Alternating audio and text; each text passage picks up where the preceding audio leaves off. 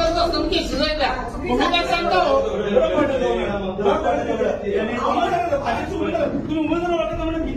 मग काय सरळ सरळ ओळखत नाही म्हणजे तुम्ही काय पक्षाचं काम केलं 20 वर्षाचं काम मॅडम केसेस आहे तुम्हाला संसद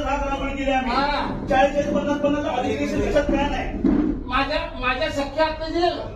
डोक्यात दगड काढले या लोकांनी तुम्ही ज्यांना प्रवेश नाही ह्या लोकांनी दगड फेक केले तुम्हाला पक्षाचं काम कुठे केलं